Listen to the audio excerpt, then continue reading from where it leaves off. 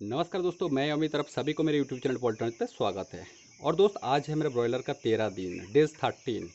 और दोस्त आज इस वीडियो पे मैं सीआरडी के बारे में बात करने वाला हूँ, जो कि मैं खत पे लिख के लेके आया। एक एक पॉइंट करके बताऊंगा कि किस तरह से आपको मैनेजमेंट करना है और किस तरह से आपको मेडिसिन करना है। क्योंकि जैसे मैं कोई वीडियो यूट्यूब में अपलोड करता हूँ तो उसका नीचे कमेंट आता है कि मेरे फार्म में सीआरडी आ गया, चीख चिक चिक करके साउंड कर रहा है। तो ये जो बीमारी है, ये बीमारी आपको कैसे पता चलेगा और ये होने से आपका क्या नुकसान होने वाला है, तो ये मैं टोटल डिस्कशन करने वाला हूँ। तो हो सके कि वीडियो थोड़ा सा लंबा हो, लेकिन एक ही रिक्वेस्ट है, वीडियो को आप एंड तक देखे जाके आपको पूरा पता चले कि किस तरह से मैनेजमेंट और मेडिकेशन करना है सीआरडी आने से। तो दोस्त सीआरडी होता है क्रोनिक रेस्पिरेटरी डिजीज़, और ये आने से चिक्स में आपको पता चलेगा कि चिक चिक करके साउंड कर रहा है। और दोस्त चिक चिक करके साउंड जो कर रहा है, और इसके साथ चिक्स फीड इनटेक थोड़ा सा कम जाएगा, चिक्स का फीड इनटेक थोड़ा सा घट जाएगा, वो ठीक तरह से फीड इनटेक नहीं करेगा और चिक्स थोड़ा सा सूखा सूखा हो जाएगा, हल्का हो जाएगा, बॉडी वेट जो है वो छोड़ देगा। तो ये कारण है और ये बहुत ही क्रिटिकल डिजीज़ है। और इसको हटाने का एक ही तरीका है, या तो फिर एंटीबायोटिक या तो फिर स्प्रे करके भी इसको ख़त्म कर सकते हो। तो दोस्त पहले जो पॉइंट है ये मैं आता हूँ मैनेजमेंट के ऊपर। तो दोस्त मैनेजमेंट आपको ठीक तरह से करना है, क्योंकि इसको ये जो डिजीज़ है ये एक्चुअली मैनेजमेंट के कारण से भी हो सकता है। तो आपको चिक्स आने के बाद ही तुरंत जो पर्दा जो है उसको ठीक तरह से मैनेजमेंट करना है, जाके ठंड हवा चिक्स में डायरेक्ट ना आए। तो इस तरह से आपको मैनेजमेंट थोड़ा सा देख के करना चाहिए कि चिक्स में कोई हवा तूफान ना जाए। तो ये जो पर्दा है, पर्दा को आपको ठीक तरह से मैनेजमेंट करना चाहिए।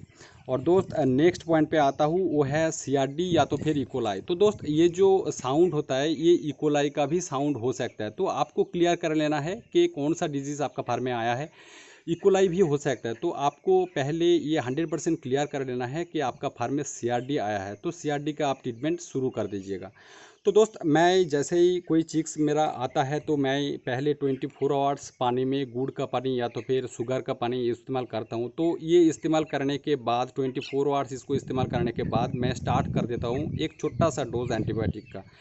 तो आप सभी को मैं ये रिक्वेस्ट करूँगा कि डिजीज़ जो आ रहा है उसके पहले ही आप प्रोटेक्शन करके थोड़ा सा रख दीजिए चिक्स में, जाके बाद में कुछ प्रॉब्लम ना आए।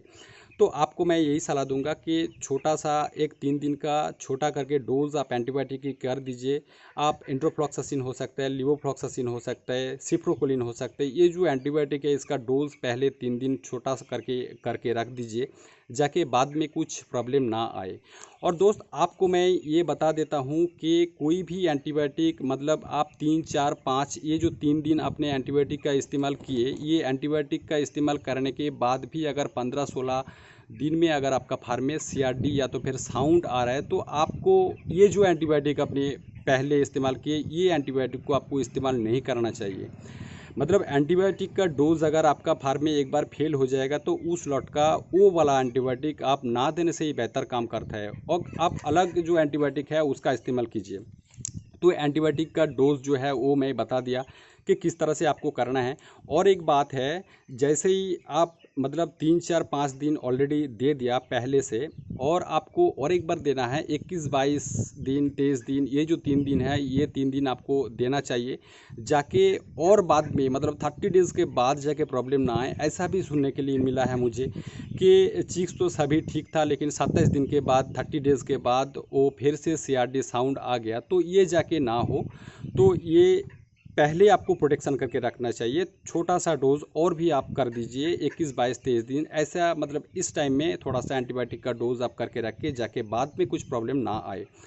और इसका कॉज भी मैं बता देता हूँ। जैसे ही 30 दिन या फिर 32 दिन में कोई ठंड कोई सीआरडी आपका फार्म में अगर आ गया, तो ये बहुत ही हानिकारक है, क्योंकि उस टाइम को अगर आप कोई एंटीबायोटिक इस्तेमाल करेंगे तो इससे चिक्स के लिए बहुत ही हानिकारक होता है। उसका जो बॉडी वेट होता है थोड़ा सा घट जाता है और वो फीड इनटेक करना टोटली छोड़ देता है। तो ये जो आपका बैच का रिज़ल्ट है टोटली ख़राब हो जाएगा। तो मैं आपको यही सलाह दूंगा कि आप पहले से ही थोड़ा सा प्रोटेक्शन करके रखिए, जाके बाद में कुछ प्रॉब्लम ना आए।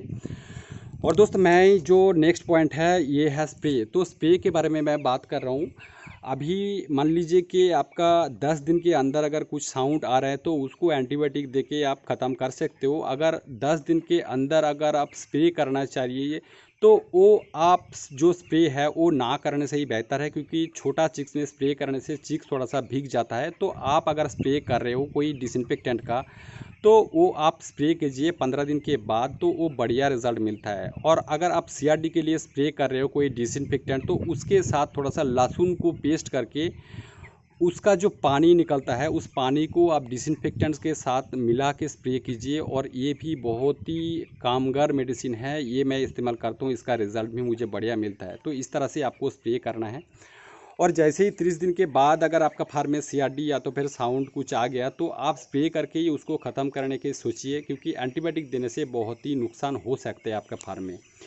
और दोस्त मैं नेक्स्ट जो पॉइंट है इस पॉइंट में आता हूँ, ये है मतलब बहुत सारे फार्मर्स में मुझे कमेंट किया कि हर लॉट में मुझे एक ही प्रॉब्लम आ रहा है कि साउंड आ जा रहा है। तो आप मैनेजमेंट के ऊपर थोड़ा सा ध्यान दीजिए और जो लॉट ख़त्म हुआ उस लॉट को थोड़ा सा गैप दीजिए, क्योंकि फार्मर का जल्दबाजी में ये जो प्रॉब्लम है ये प्रॉब्लम नेक्स्ट लॉट में भी आ सकते हैं। मतलब फार्म को टोटल अच्छी तरह से क्लियर नहीं किया। मतलब अगर आपका फार्म में कोई डिजीज़ नहीं है तो आप 8 दिन 10 दिन में भी चिक्स डाल सकते हो फार्म में, जैसे कि मैं करता हूँ। मैं हर लॉट पे 8 दिन से 10 दिन गैप देता हूँ, उसके बाद मैं तुरंत चिक्स डाल देता हूँ, क्योंकि मुझे पता है कि पिछले लॉट में कोई बीमारी मेरे मुझे नहीं आया था कि वो इस बार को भी कोई हैम्पर करे चिक्स को।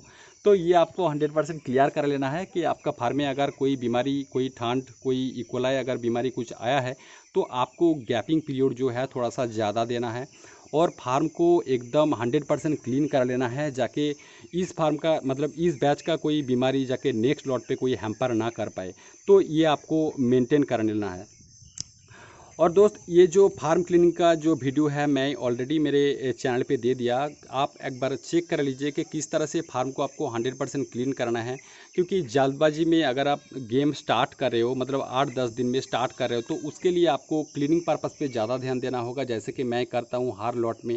मतलब अगर आप सोच रहे हो कि मैं जल्द से जल्द चिक्स को डाल दूँगा, तो ये अगर आप सोच रहे हो ये सही है, लेकिन आपको उतना ही अच्छा तरह से जो फार्म है फार्म को आपको क्लीन करना चाहिए, जाके पिछले लॉट का कुछ बीमारी इस लॉट पे ना आए। तो इस तरह से आपको मैनेजमेंट करना है। तो दोस्त इसी के साथ समाप्त करता हूँ ये वाला वीडियो अगर अच्छा लगे तो प्लीज़ लाइक कीजिए, शेयर कीजिए, जाके हर पोल्ट्री फार्म भाई को मेरा सूचना मिल सके, उसका लाभ हो सके। धन्यवाद।